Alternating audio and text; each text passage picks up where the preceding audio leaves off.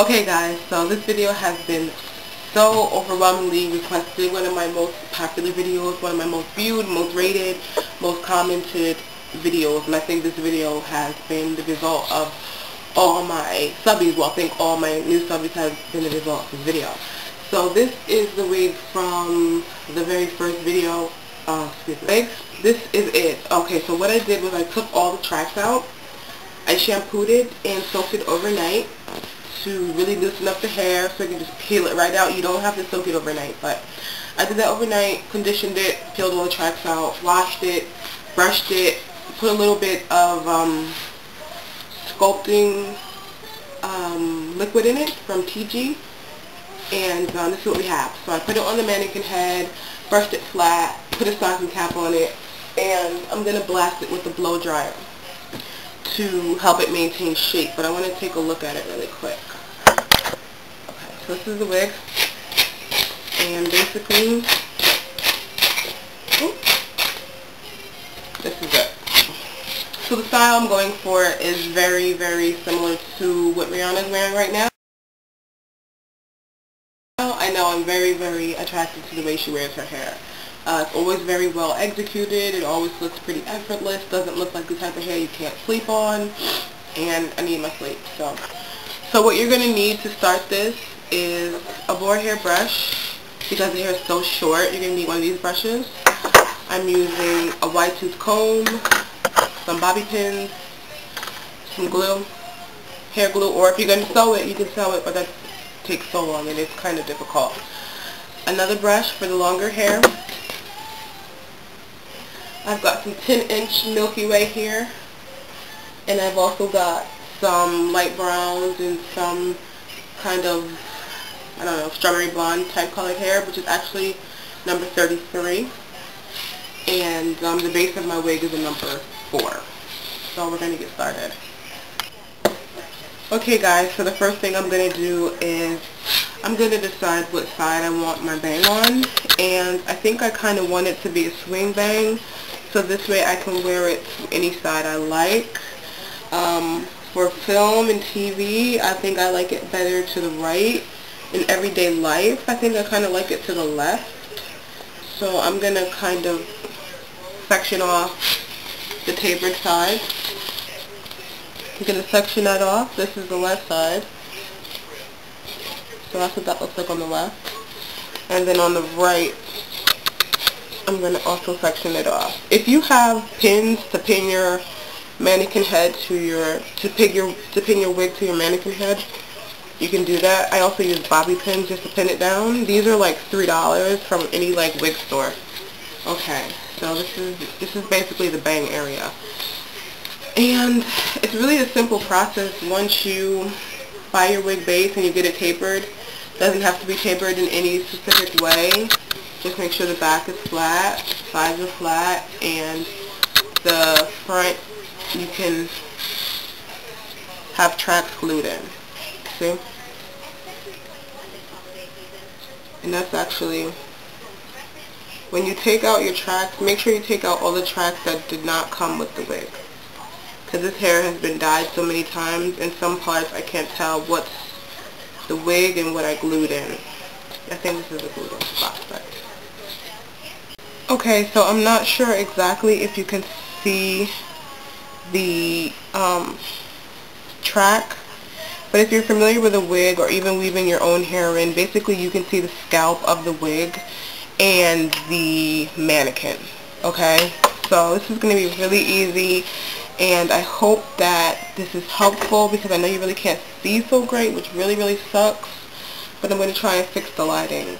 What I'm going to do is I'm just going to measure a piece, and this is going more so to the right side hand of my face than the left. And I'm going to take a piece of the hair. I'm going to cut it to size. Glue it. And then move down the very next track. This hair is thin tracked. You know how usually you get weave and it's double track like this, 2 tracks together? Well, this is split already. Doesn't matter whether you split your tracks or not. Doesn't matter really whether I I don't know, there's I'm gonna have so many questions. I'm trying to answer everything right now, but basically, you know, if you're really new to this, you're gonna have questions.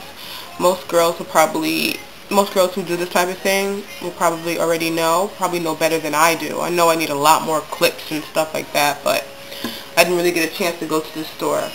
So I got glue on the track all over, and I'm gonna blast it with my blow dryer with some cool air to help it dry faster, to help it stick better, to make this process a lot quicker.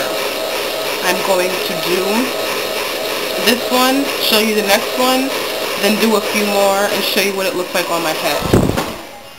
Okay, so now that you have this glued and kind of tacky, I'm going to go in, hold the hair back, be sure not to get the glue anywhere other than on the scalp of the wig, and make sure you have enough room to really lay it flat and press it. Okay? Press that really good. Don't use too much glue, but make sure you use enough. Okay? So it's on there. I'm also going to blast it with some warm air. This just helps it to stick better. It's also going to stick to the mannequin head, but when you get done, you can peel it up. Okay? So that is that. I pinned the top of the wig back, and when you get done, you're going to really use some heat to merge the two, because this wig hair is a lot shorter than the weave hair. Then you're going to comb down to the very next track. You're going to take your pin, your bobby pin, or whatever you're using, duckbill clip, and pin it back.